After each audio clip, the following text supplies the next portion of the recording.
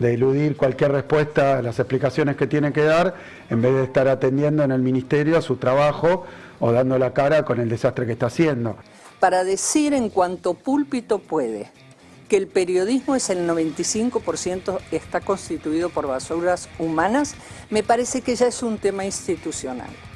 Y me parece que el poder legislativo tiene que hacer algo. Es importante la voz de los dueños de los medios. Yo soy de los que cree que este mensaje de Milei, más allá del periodismo, al que maltrata desde que arrancó, también es un mensaje a los dueños de los medios. Recordemos que Milei, uno de sus deportes favoritos hoy es comunicarse con amigos, dueños de medios que tienen, pedirle la cabeza de periodistas. Al poder no le gusta el periodismo. Y eso me divierte. Está bien, aparte es como desafiante, ¿no? Me encanta. Jamás imaginamos cuando lo hicimos que al día siguiente iba a empezar una movida en redes, nivel espionaje. Se metieron con los, que aparte los lentes, para cualquiera que los use, ¿saben? Tienen una luz acá. Tienen una luz. No, lo más obvio, si ves los Pasó por lentes. el escáner, o sea, el chico entró con la mochila. Vos tenés un permiso, decís que avisaste, tenés esa prueba. Decís, yo No, les por avisé. supuesto que no, eso es De charlado, palabra. es de palabra. El colectivo va a ir mejorando.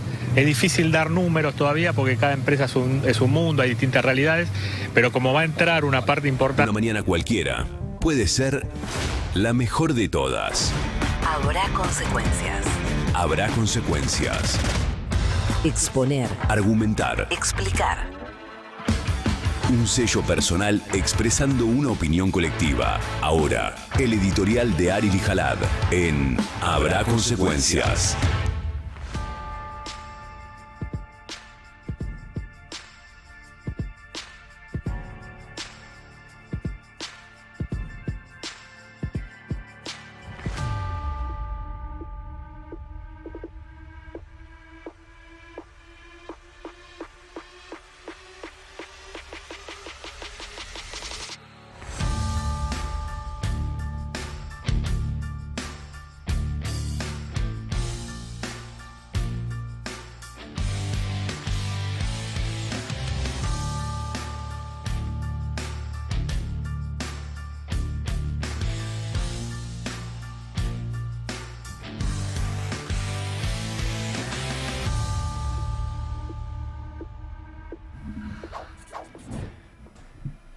Feliz día del trabajador, feliz día de la trabajadora, hoy 1 de mayo. Teníamos la discusión acá, si es feliz, si no es feliz. Si uno mira los datos, no es muy feliz la situación de los trabajadores. Estamos mucho peor, no solo que ayer, no solo que cuando empezó Milei, estamos mucho peor que hace 10 años. Y es, creo yo, el gran tema de esta era, que cuando termine el gobierno de Milei, los trabajadores vamos a acumular 12 años seguidos de deterioro de nuestras condiciones de trabajo. Y los que vivimos el periodo de 12 años anteriores a este periodo de 12 años, recordamos, no 12 años consecutivos, pero por lo menos 8, 9, hasta 10 años, donde los trabajadores fuimos creciendo en nuestro poder adquisitivo, fueron mejorando nuestras condiciones de trabajo, se fueron creando puestos de trabajo. Y es cierto lo que dicen, desde el 2012 para acá se estancó esa creación de puestos de trabajo. No es solamente por decisiones de gobierno, es por el propio estrangulamiento de la economía argentina, por falta de dólares, restricción externa. Es más complejo, pero efectivamente del 2012 para acá se limitó la creación de puestos de trabajo. También es cierto que en 2013 y sobre todo en 2014, los trabajadores llegamos de 40 años después a recuperar la mitad de la participación en el ingreso de la Argentina. La última vez que había sucedido eso fue en el año 1974. Y hubo que esperar al 2014 para volver a esos números. Y esos fueron los números que fueron insoportables para un sector muy poderoso del país, que es parte del empresariado, que dice, yo no voy a aceptar eso. Por más de que yo gane plata, porque no le fue mal durante el kirchnerismo. Si me dan los números, si me dan los balances, como hacemos acá, le fue muy bien. Pero era inaceptable. Era inaceptable. Entonces, entre ese sector empresario, entre una conducción de la CGT que en ese momento le hacía paros al gobierno, le hacía paro por ganancias. Lo cual está bien, yo creo que el trabajador no tiene que pagar ganancias. El salario no es ganancia. Tienen que pagar ganancias los ricos. Pero le hacían paros a Cristina por eso. Y se perdió esa elección del 2015 y a partir de ahí llevamos hasta ahora 11 años de deterioro y el año que viene vamos a cumplir 12 años de deterioro. de nuestro salario, de nuestras condiciones laborales. Entonces, ¿es feliz el día? Bueno, depende. Yo creo que es mucho mejor encarar las discusiones y las luchas con felicidad que encararlas deprimido. Los números son para deprimirse. Voy a mostrar algunos números. Estoy muy contradictorio, como verán, ¿no? Les digo feliz, es para deprimirse, pero bueno. Manejen ustedes su propia contradicción. ¿Qué decirles? Algunos números de cómo llegamos hoy al Día del Trabajador y que dan cuenta que, si bien vamos a llevar 12 años consecutivos de caída, la caída con Milei es a una velocidad que no se había visto en los 8 años anteriores. Ni con Macri pasó esto, ni con Alberto Fernández pasó esto, que es una caída brutal, por ejemplo, de los puestos de trabajo. Desde que asumió Milei, solo en el sector privado se destruyeron más de 200.000 puestos de trabajo. Estoy mostrando el mapa. Este es un... Ya me he cansado de recomendárselos, pero bueno, a mí me sirve mucho y me parece que el laburo está muy bueno del Instituto Argentina Grande. Este es uno de los últimos informes. 206.300 trabajadores registrados menos. Hay solamente 2 lugares en verde, son Neuquén y Río Negro, que son provincias donde hay cierta creación de puestos de trabajo por Vaca Muerta y todo el sector energético. El resto está todo en rojo. 3,2% total país de trabajadores menos, ¿sí? Es tremendo. Y esto es solo el sector privado. Si le sumás al público, hay 100.000 más. Entonces, es mucha gente. Después tenés por sector la construcción, cuyo representante sindical Gerardo Martínez tiene un pedazo de la conducción de la CGT con un delegado ahí, y fue el que se sentó en la mesa del gobierno, en ese Consejo de Mayo, que finalmente se creó en julio y que es para el gobierno lo que avala todo lo que hizo. Bueno, el tipo que estaba sentado ahí sin putear es Gerardo Martínez. Bueno, Gerardo Martínez representa a los 59.266 trabajadores de la construcción registrados que se quedaron sin laburo desde que asumió este gobierno. Es por lejos el sector que más perdió. Después vienen los textiles. Después está la metalmecánica, destrozada. La hotelería, los restaurantes, el transporte, la industria, la minería incluso. Tiene menos trabajadores que cuando asumió Milei. El sector automotriz, las comunicaciones, los técnicos, la madera, química, los bancos, que son uno de los grandes ganadores de la era Milei, también despidieron. La cultura, la salud, inmobiliarias, alquiler, comercio, alimentos, todo para abajo. El único sector que sumó un poco de trabajadores es el agro y la pesca, pero obviamente no alcanza. Si ustedes están viéndolo en la pantalla y si no se los cuento, los que sumaron trabajadores suman alrededor de 15.000, 20.000 trabajadores. Y los que perdieron trabajadores suman 200.000, o sea, son 10 veces más. Así llegamos a este 1 de mayo. Les muestro un par de datos más. Seguí pasándolos. Crece la informalidad también. Este es el otro dato también importante de este gobierno, que asumió con un nivel de informalidad alto, 41%, y que dijo que iba a arreglar la informalidad, como por ejemplo eliminando las multas en los casos de las empresas que tengan trabajadores sin registrar. Eliminó las multas. ¿Qué pasó? Aumentó la informalidad. Lo que era obvio, que es lo que dijimos. La multa es un incentivo para formalizar. Si vos la eliminás, crece la informalidad. Pero además, creció fuerte en 2 sectores muy vulnerables. Uno son las personas de más de 65 años, ¿sí? O sea, los jubilados que vuelven a laburar. Y creció 13 puntos desde que asumió Milei. 13 puntos. Y se mantiene altísimo en los menores de 30. 58% de los menores de 30 son informales. 58, o sea, 6 de cada 10. 6 de cada 10. Entonces ahí, viste, cuando dicen, no, bueno, ese es el votante Milei. Bueno, veremos. Veremos. Porque ese votante ya estaba informal cuando asumió Milei, ¿eh? Ya estaba. Y ninguno pasó a la formalidad. ¿Se va a sostener ese núcleo de votante de Milei? Supuestamente el pibe joven que vio en Milei una esperanza. Y yo lo entiendo, ¿eh? El pibe joven que votó a Milei vivió entre Alberto y Macri su vida consciente. Bueno, no iba a votar un candidato peronista y no iba a votar un candidato antiperonista. Votó al tercero, que era Milei. Ahora, Milei no le mejoró la vida. 6 de cada 10 menores de 30 están en la informalidad. mostrar el siguiente, sigamos pasando. Porque además, no solo subió el desempleo oficial, ¿sí? Milei asumió con 5,3, ya está en 7,5 el desempleo oficial, sino que el Instituto Argentina Grande hace lo que se llama el desempleo blue, que me parece una medición muy interesante porque el INDEC, cuando te da el desempleo oficial, le pregunta a la gente, ¿vos laburaste esta semana? Sí, laburé un par de horas. ¿Tenés trabajo? No tenés trabajo alguien que laburó un par de horas. Tener trabajo es tener trabajo, ¿no? Entonces, también el INDEC mide, en la EPH, en la encuesta permanente de hogares, mide a los que buscan trabajo, a los que trabajaron muy pocas horas en la semana y a los que las horas que trabajaron fueron en una actividad desprotegida y de alta precariedad. Entonces, lo que hace el Instituto Argentina Grande, en base a datos del INDEC, es sumar el desempleo, como lo mide el INDEC, más todo esto que es gente desempleada al fin del día. Y eso te da que es el doble. Que el desempleo blue llega al 15,3%. 15,3%.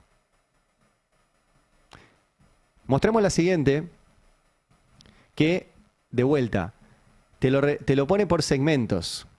Y acá tenés que el 28% de los trabajadores de 18 a 26 años están desempleados.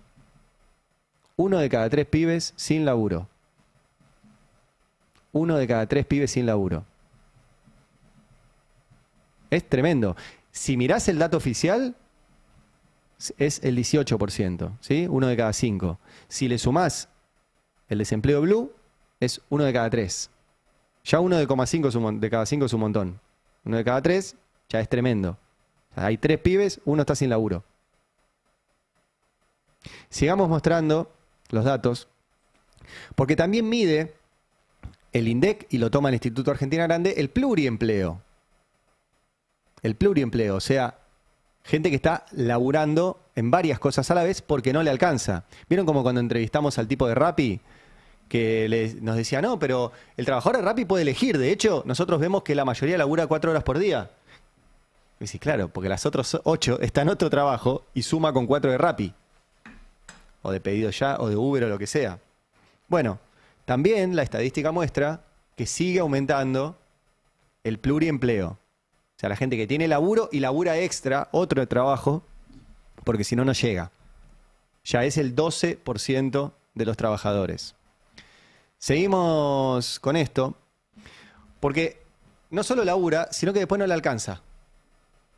Estamos en el récord de morosidad.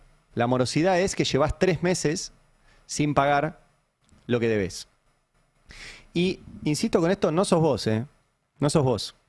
5,1 millones de personas con moras superiores a los 3 meses. 5,1 millones de personas. Es tremendo, ¿eh?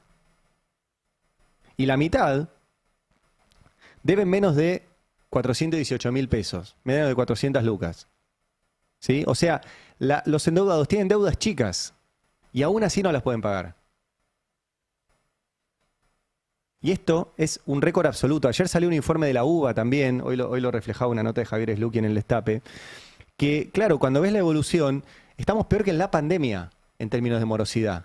Y mira que en la pandemia millones de argentinos no pudieron salir a laburar. O sea, el que no tenía un laburo fijo, con un sueldo fijo, y dependía de que la economía se mueva, de repente se quedó encerrado y no le entró un mango. Ni en la pandemia hubo los niveles de morosidad que tenemos hoy. Esa es la catástrofe de este gobierno. Mostremos un par de placas más, avísame cuando estemos yendo al final. Acá está la morosidad también, de vuelta por intervalo etario, por edad. Y otra vez, los pibes. De 15 a 19 años, el 33,8% no está pagando lo que debe.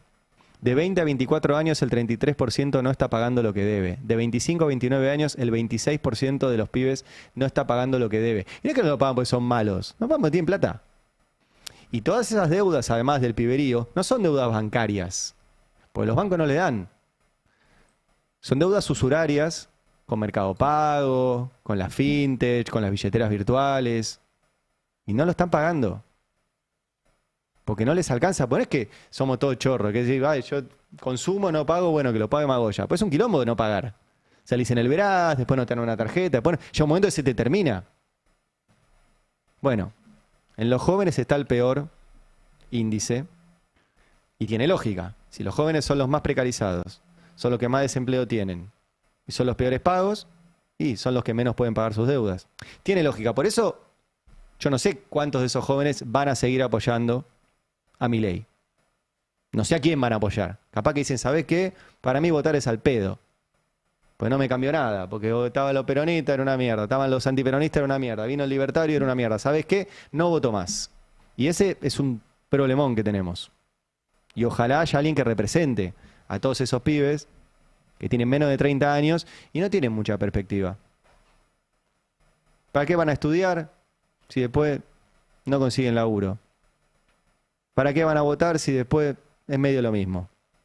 Entonces eso fomenta un montón de egoísmo y sálvese quien pueda, que es, creo yo, el trabajo para revertir de cara a las elecciones del año que viene. Tenemos un par de placas más. Este es un dato muy interesante, sigo con la morosidad. Ya lo mostré este gráfico, pero me parece muy, muy relevante, porque está bueno cruzar los números. Entonces lo que hizo el Instituto Argentina Grande fue cruzar la morosidad, o sea, lo que deben las familias, con el riesgo país. Y ven que sube la morosidad y baja el riesgo país. O sea, no hay relación entre esos datos macro geniales y maravillosos que quiere vender el gobierno y la vida real. El riesgo país es que la gente no pueda vivir. Después sí, yo sé que me va a decir, no, el riesgo país, después es lo que paga de deuda, la sobretasa, todo eso. Pues ya veo que Fel Alonso me va a mirar como, el riesgo país importa. Ya sé que importa. Pero cuando lo ves así, y a mí me está preocupando más la morosidad de las familias. Por eso el otro día le dediqué buena parte del editorial a los proyectos de ley que hay en el Congreso Nacional y en la legislatura bonaerense, porque hay una emergencia en las deudas familiares de los trabajadores que no están llegando a pagar sus deudas. Y tenemos una última, ¿no? ¿Hay una más? Y no llegan a pagar porque caen los salarios. Este es el otro dato tremendo. Los salarios siguen cayendo, mes a mes. El gobierno te dice, no, sube el salario no registrado. Mirá, la pindonga. Porque además es imposible que suba el salario y baje el consumo. Es como una obviedad, los números tienen que ser congruentes. El gobierno te dice, hay menos pobres y hay menos consumo. El gobierno te dice, suben los salarios y hay menos consumo. El gobierno te dice, estamos en récord de consumo y hay menos consumo. No, tienen que ser congruentes los datos. Entonces, la verdad que es un 1 de mayo donde los datos son muy complicados en este sentido. Y son muy complicados también porque la conducción del movimiento obrero organizado, la conducción de la CGT, hace también 12 años que es absolutamente, no sé si cómplice o mira para otro lado o no sabe cómo hacerlo. Lo concreto es que si Julio Godio, que fue el gran historiador del movimiento obrero argentino, tuviera que escribir otro tomo más de la historia del movimiento obrero argentino, bueno, hablaría muy mal de la conducción de la CGT. Porque no es de ahora, Daer, Acuña, todos los que en realidad manejan la CGT, estaban con Macri también. Y nosotros publicamos en el Destape que mientras Macri recortaba derechos laborales, ellos se juntaban a escondidas en la Quinta de Olivos. A escondidas en la Quinta de Olivos estaba Daer. Después se ofendió porque en la pandemia, Daer también aceptó que las empresas pagaran el 75% de los sueldos. Y vos decís, bueno, pero una pandemia. Mirá, no había por qué aceptarlo, y menos que menos en términos universales. Pero en todo caso decirle, bueno, te lo acepto en la pandemia, pero cuando termine la pandemia pagame el 125, recuperámelo. No. Liberaron eso y después no se recuperó. Y después esa conducción es la misma que ahora. Podés decir, no cambió la conducción. No cambió nada la conducción. Los 3 tipos que conducen hoy la CGT son 3 delegados de los 3 que estaban antes. Un delegado de Moyano, un delegado de Gerardo Martínez y un delegado de Daer. ¿De qué poder van a tener 3 delegados de 3 tipos que estuvieron 10 años acompañando la caída de derechos de los trabajadores? Y yo ya lo digo mucho, y me dicen, no, vos estás atentando contra el sindicalismo. Yo me formé políticamente en el sindicalismo. Estoy afiliado a mi sindicato, creo en el sindicalismo, afíliense, sean delegados, participen de las comisiones internas, vayan a las asambleas, discutan, ganen sindicatos y los sindicatos tienen que ser más fuertes. Siempre. El sueño de un mundo sin sindicatos es el sueño de Milei y los empresarios. No es el mío.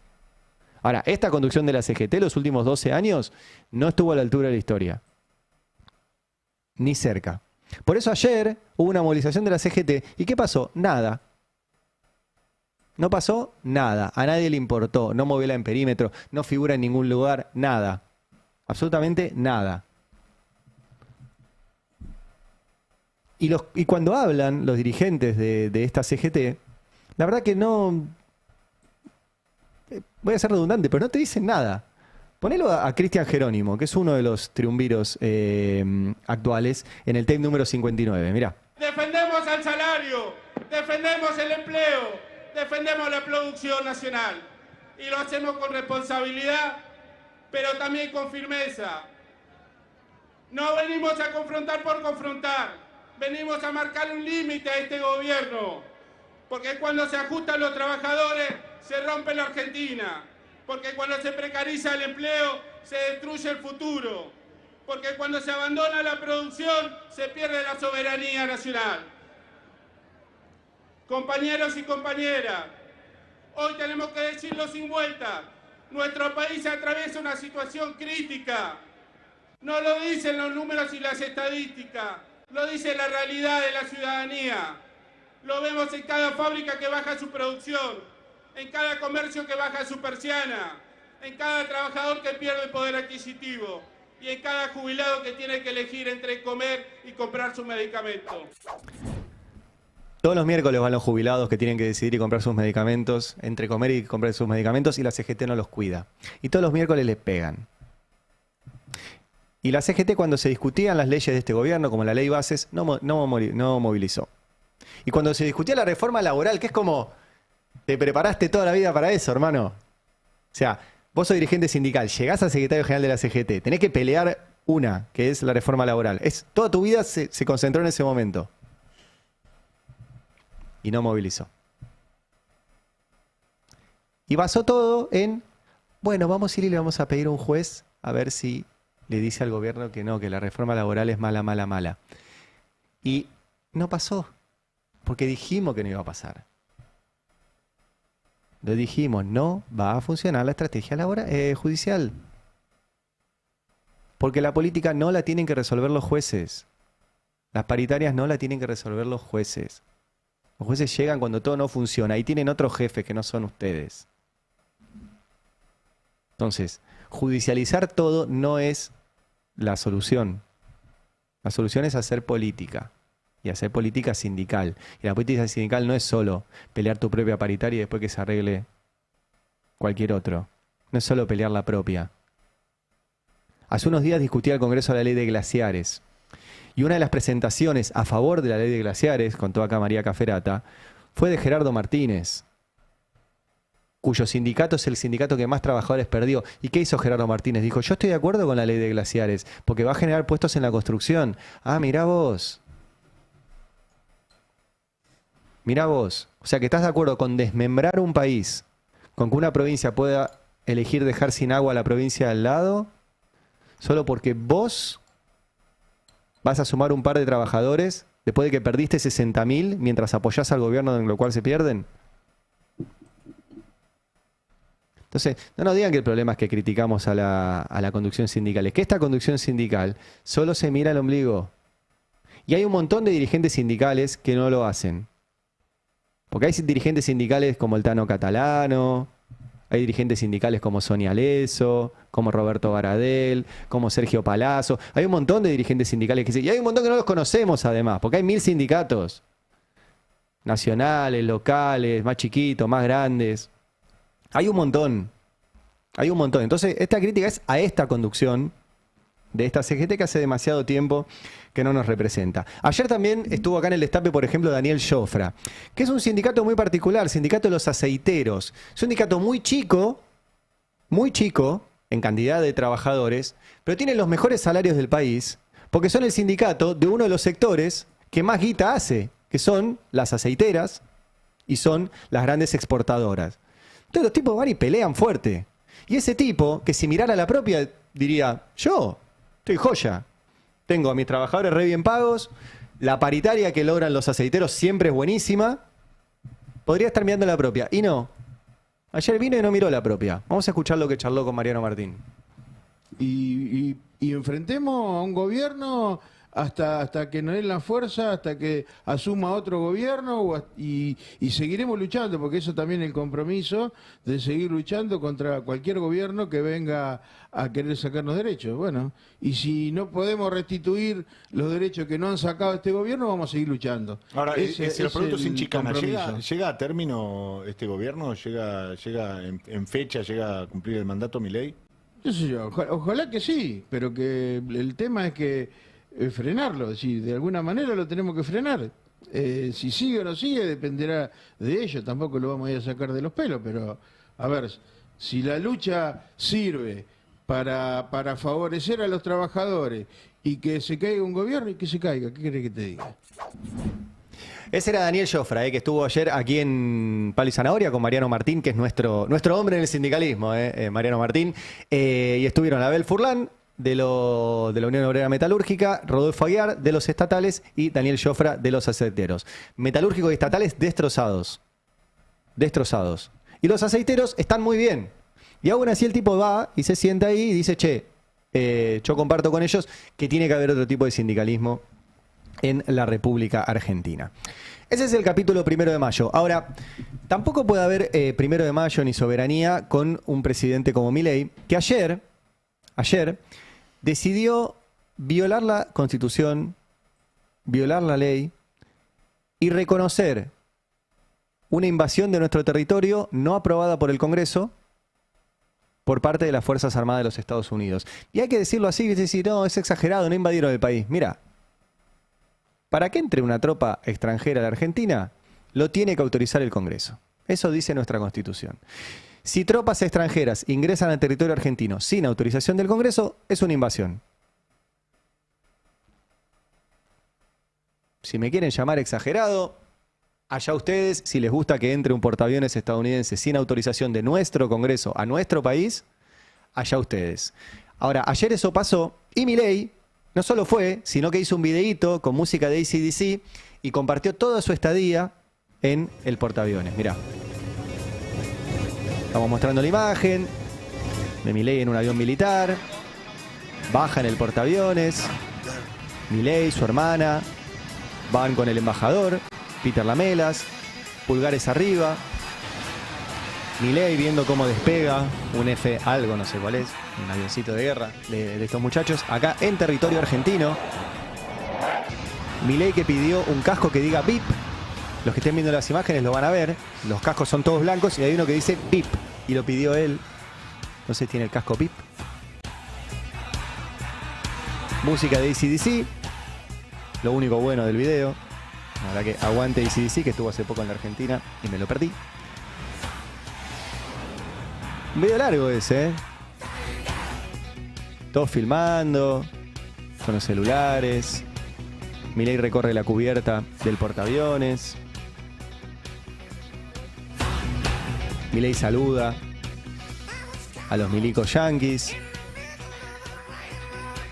Caminan. Sonríen. Está el canciller también de la Argentina, Pablo Quirno. Avioncitos.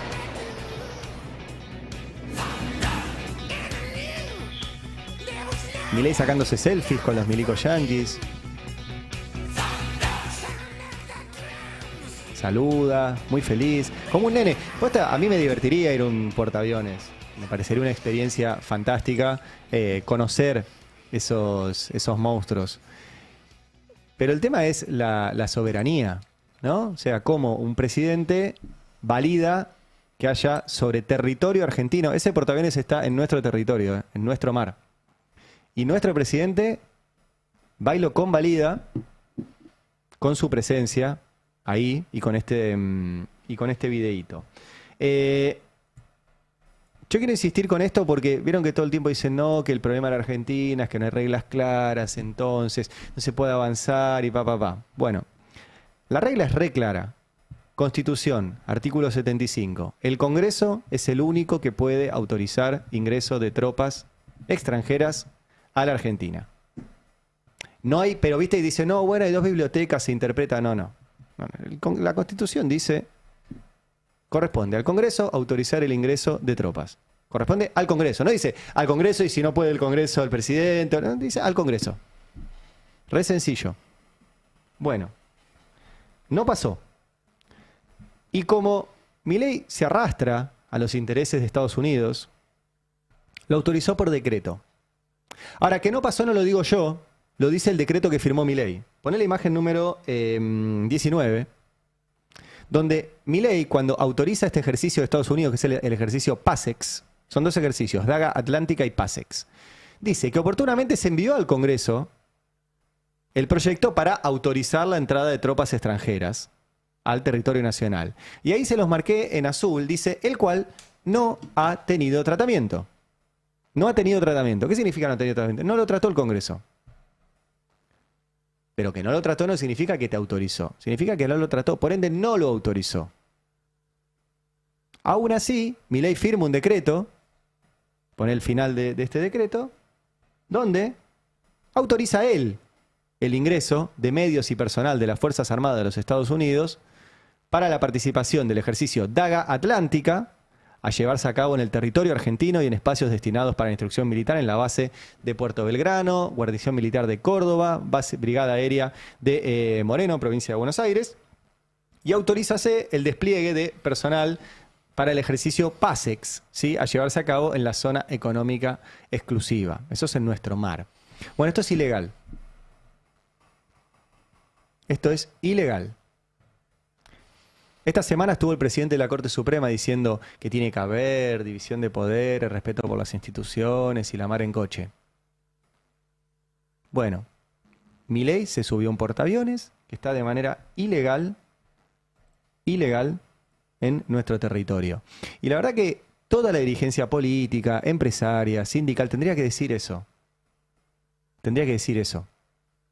Ayer, por ejemplo, lo dijo Carlos Bianco, el ministro de Gobierno de la provincia de Buenos Aires, que puso, presidente, la recepción constante de autoridades y embarcaciones militares de Estados Unidos corresponde al embajador de ese país, no a usted.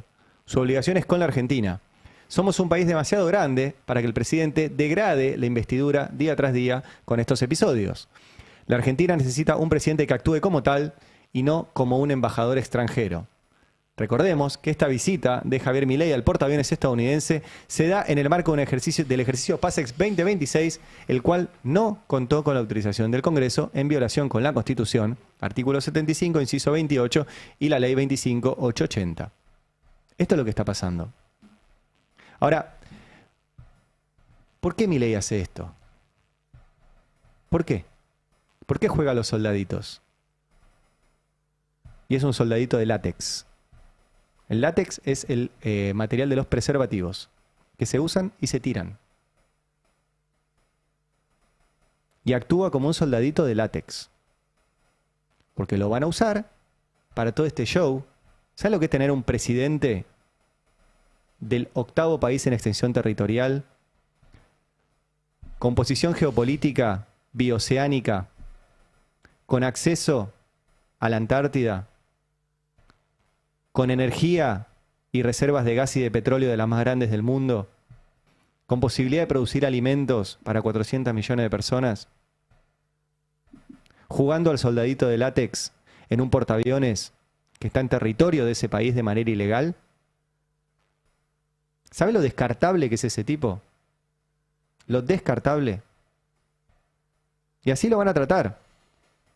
El día que no le sirva más, lo van a descartar y van a buscar otro.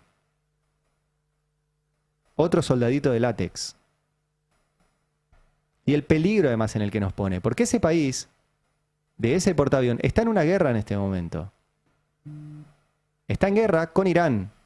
En una guerra que no puede explicar, en una guerra que nos complica, en una guerra que está generando un caos energético en todo el mundo, en una guerra que está generando inflación en todo el mundo. Y en la Argentina, inflación y recesión.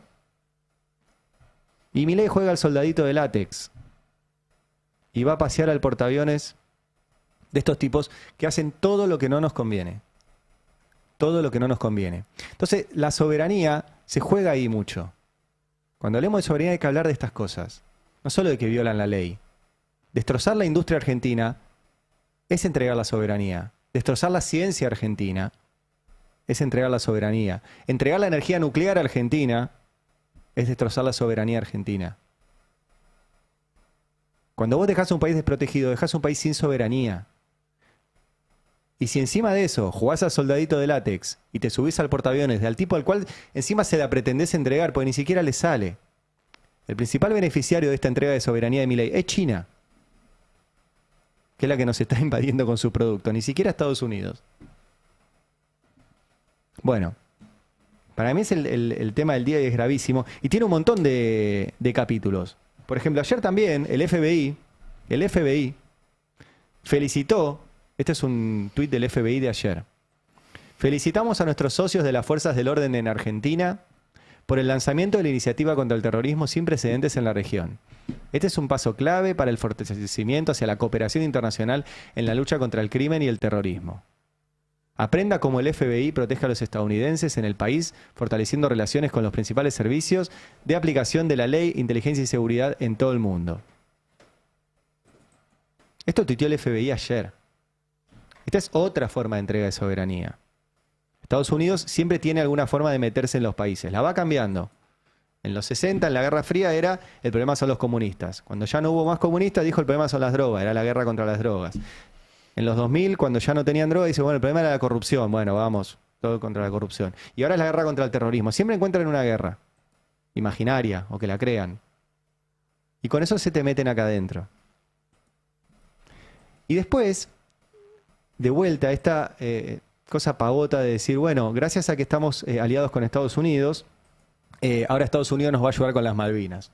El otro día recibió Donald Trump al rey Carlos III y dijo, este es nuestro aliado eterno y va a ser siempre nuestro aliado.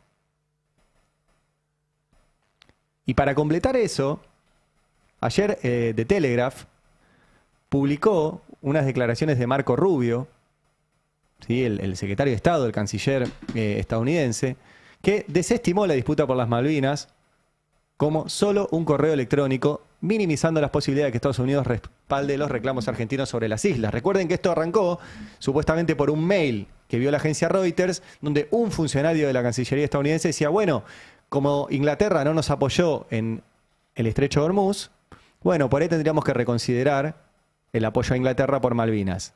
Y las bolas. Donald Trump lo recibió y se abrazó con el rey Carlos III y dijo, este es nuestro aliado para siempre. Y ahora Marco Rubio dijo, chicos, fue un solo mail. Fue solo un mail. Pero Milei va y juega al soldadito de látex en el portaaviones británico. Quiero ir a otro capítulo, vamos directo a reportar la burocracia, porque otra de las cosas también que entrega soberanía en la Argentina es desarmar todo lo que anda. Y a eso se dedica Federico Sturzenegger. Federico Sturzenegger es ministro de regulación a favor de algunas empresas amigas para hacer un poquito más de plata y desarma todo lo que anda. Y ayer publicó algo muy simpático. No sé si simpático es la palabra, pero bueno, después pónganle ustedes. Que él creó una cosa que se llama reportar la burocracia. ¿Qué es esto? Según Sturzenegger hay demasiadas leyes, ¿no? Es un problema que haya tantas leyes. Él lo ha escrito muchas veces y dice que el gran genio de la humanidad es Elon Musk porque Elon Musk tenía un montón de controles, de leyes, y un día decidió no cumplirlas. Entonces decidió empezar a mandar cohetes para arriba sin cumplir las regulaciones. Eso generó quilombo, le explotaban, todo aquello, pero para Sturzenegger es fenómeno. Y el único problema que hay es que hay leyes. Claro, cuando él las elimina, también hay leyes. Las leyes no es que eliminás algunas y dejan de existir. Hay leyes que favorecen a otros. Bueno, ahora, como todo lo que hace el gobierno es muy pavote, creó Federico Sturzenegger un lugar que se llama Reportá la burocracia. ¿Qué es esto? Y ayer publicaron los números. ¿Qué es reportar la burocracia? Sturzenegger creó una web donde si a vos no te gusta una ley, o no te gusta una resolución, o no te gusta algo, podés pedirle a él que lo elimine. Posta, ¿eh? Esto pasó. Y ayer dice, Desde el lanzamiento de Reportar la Burocracia, recibimos más de 15.000 propuestas de desregulación para modificar o eliminar leyes, decretos y resoluciones que generaban trabas innecesarias, encarecían la producción o dificultaban la vida cotidiana de los argentinos. Cada propuesta es una oportunidad para simplificar normas, eliminar burocracia y hacer un Estado más ágil al servicio de quienes trabajan y producen. Reportar la Burocracia en números van a poder consultar estadísticas sobre los reportes desglosados por tipo de norma, jurisdicción y provincia. O sea, este tipo creó una web y dijo, vos metete y decí la norma o la resolución que no te gusta. Y después hizo estadísticas sobre esto. Esa es la seriedad del hombre. Poné los gráficos de la estadística, porque vos entrás a la web y el tipo te dice, mirá, recibimos 15.528 reportes de leyes que no le gustan a los ciudadanos, a los emprendedores y a las empresas. Esto es posta, ¿eh? 12.812 de particulares, o sea, gente que entró y dijo, ay, esta ley no me gusta. Y 2.474 empresas u organismos que le mandaron por acá, ay, esta ley, esta resolución no me gusta. Es increíble porque después, cuando seguís bajando, dice, pon el siguiente, nota. La información y resultados presentados aquí surgen exclusivamente de los informes realizados por ciudadanos, emprendedores y empresas a través de la plataforma Reportar la Burocracia.